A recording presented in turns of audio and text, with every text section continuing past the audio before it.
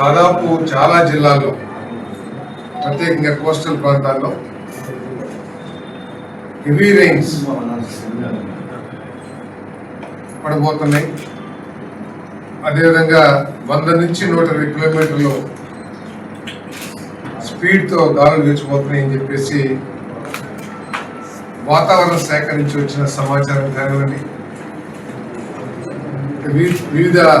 సంస్థల నుంచి వచ్చిన సమాచారం మేరకు రాష్ట్రం అంతా కూడా ప్రజలందరూ కూడా భయకంపితులై ఉన్నారు. పరిస్థితులు ఏ విధంగా ఉన్నా కూడా, తుఫాను ఎంత తీవ్రంగా ఉన్నా కూడా రాష్ట్రంలో అతి తక్కువ నష్టం, అదేవిధంగా 0 ప్రాణ నష్టంతో ఉండాలి అనే లక్ష్యంతో ప్రీతమ ముఖ్యమంత్రి చంద్రబాబు నాయుడు గారు, యువనేత హెచ్ఆర్ మినిస్టర్ గారు లోకేష్ గారు, అదేవిధంగా పవన్ కళ్యాణ్ గారు, వీళ్ళందరూ పార్టీ యంత్రాంగాన్ని, అదేవిధంగా అధికార యంత్రాంగాన్ని సమన్వయపరుచుకుంటూ అందుబాటులో ఉన్న సాంకేతికతని ఆధారంగా చేసుకుని దాన్ని వినియోగించుకొని ప్రజలకి ఎటువంటి సమస్య లేకుండా ఉండటం కోసం మన ప్రీతమ ముఖ్యమంత్రి చంద్రబాబు నాయుడు గారు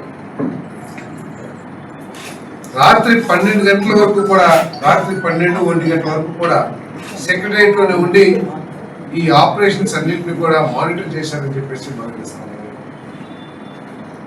ఒకసారి మీరు కూడా చాలా తుఫాన్లు చూసుంటారు. తుఫాన్ వచ్చిన వారం 10 రోజుల వరకు కూడా రాష్ట్రం తేరుకోలేకుండా పరిస్థితులు ఉండే. కానీ ఈరోజు తుఫాన్ వచ్చింది ఆంధ్రప్రదేశ్ కంటే ఎప్పుడు వచ్చింది, ఎలా వచ్చింది అని అడిగే పరిస్థితి వచ్చిందంటే అది ప్రభుత్వం, ప్రత్యేకంగా చంద్రబాబు నాయుడు గారి పనితీరు అని చెప్పేసి కూడా సందర్భంగా నేను తెలియజేస్తా ఉన్నాను. అన్ని డిపార్ట్మెంట్స్ ని సమన్వయం చేసుకుంటూ, విద్యుత్ శాఖ కానివ్వండి, పోలీస్ శాఖ కానివ్వండి, అందరినీ సమన్వయం చేసుకుంటూ చెట్లు పడిపోయినా, కరెంటు స్తంభాలు పడిపోయినా కేవలం కొన్ని గంటల్లోనే, మీరు కూడా చాలా ప్రాంతాలు పర్యటించుంటారు మీ పర్సనల్ లైఫ్ లో కానీ, లేకపోతే మీ అఫీషియల్ డ్యూటీలో కానీ, ఎక్కడ మనం గతంలో చూసాం ఈ విధంగా రాష్ట్రంలో చెప్పేసి అలర్ట్, వర్షాలు పడబోతున్నాయి, గాలి వస్తున్నాయి, మీరు ఇంట్లో నుంచి బయటకు వెళ్ళబాకండి, మీరు జాగ్రత్తలు తీసుకుని ఏదైతే అలర్ట్స్ ఇచ్చారో అవి మాకు నిజంగా అలర్ట్స్ చేసి మేము ఇంట్లోకి బయటికి రాకుండా ఉంటాం, చాలా సేఫ్టీ చేశారు, చాలా బ్రహ్మాండంగా పనిచేసిందని చెప్పేసి చాలా మంది మిత్రులు మరి తెలియజేశారని చెప్పేసి అది ప్రభుత్వం ఈ మోంతా తుఫాన్ని మేనేజ్ చేసిన విధానం అని చెప్పేసి మనం చేస్తున్నాం. ఆఖరికి అంత పెద్ద తుఫాన్ కూడా ఆర్టీజీఎస్ లో ఉన్న చంద్రబాబు నాయుడు గారిని, లోకేష్ గారిని, పవన్ కళ్యాణ్ చూసి అది పారిపోయి తెలంగాణలో వర్షం కురిసిన విషయం కూడా ప్రజలందరూ చెప్పుకున్నారని చెప్పేసి మనం చేస్తాం. ఈ విధంగా రాష్ట్రంలో భయాందోళనతో కూడిన పరిస్థితులు, రైతులు తీవ్రంగా నష్టపోయిన పరిస్థితులు ఇవన్నీ ఉంటే మన పులివెందుల శాసనసభ్యులు మాజీ ముఖ్యమంత్రి జగన్మోహన్ రెడ్డి గారు మాత్రం ఏదో ఫ్లైట్స్ లేవు, అది లేదు, ఇది లేదని చెప్పేసి బెంగళూరులో ఉండటం అసలు ఆయన ప్రజా జీవితానికి పనికొచ్చే వ్యక్తి కాదా ఒకసారి ప్రజలు కూడా ఆలోచించాలని చెప్పేసి మనం చేస్తున్నాం. రాష్ట్రం గజగజలాడిపోతా ఉంటే హుటాహుటిన ఎక్కడున్నా కూడా వచ్చి కేంద్రంలో కూర్చుని, వారి పార్టీ కేంద్రంలో కానీ, లేకపోతే రాజధానిలో కానీ, లేకపోతే ఎక్కడంటే అక్కడ రాష్ట్రంలో కూర్చుని వారి పార్టీ యంత్రాంగాన్ని కూడా సమాయత్తపరిచి ప్రజలకు అందుబాటులో ఉండండి, ప్రజలకు నష్టం కలగకుండా చూడండి, మీరు యంత్రాంగంతో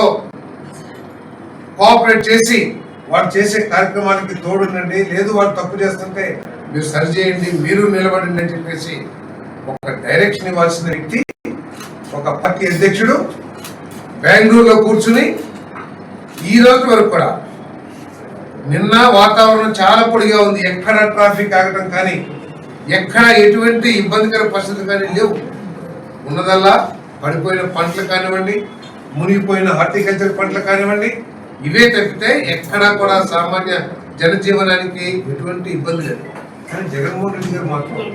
నిన్న మరి బెంగళూరు నుంచి వచ్చారో నాకు తెలియదు, కానీ నిన్న కానీ ఈ రోజు కానీ కనీసం రైతులు ఏ విధంగా ఉన్నారు, రైతులు ఎంత మేర నష్టపోయారు, ప్రభుత్వం దృష్టికి తీసుకెళ్దామా, ప్రభుత్వం సక్రమంగా చేస్తుందా లేదని పరిశీలించడం కూడా రాని ఒక వ్యక్తి, ఒక మాజీ ముఖ్యమంత్రి, తనకి ఒక పత్రిక ఉంది కదా, నేను 2 గంటలు కాదు 5 గంటలు మాట్లాడినా దాన్ని టెలికాస్ట్ చేస్తానికి ఒక ఛానల్ ఉంది కదా, నేను 10 పేజీల ఉపన్యాసం ఇచ్చినా కూడా యాజ్ ఇట్ ఈస్ గా దించే పత్రిక ఉంది కదా నా కన్సర్న్లో అని చెప్పేసి అబద్ధాలు చెప్తే అది కరెక్ట్ కాదని చెప్పేసి మనం చేస్తాం.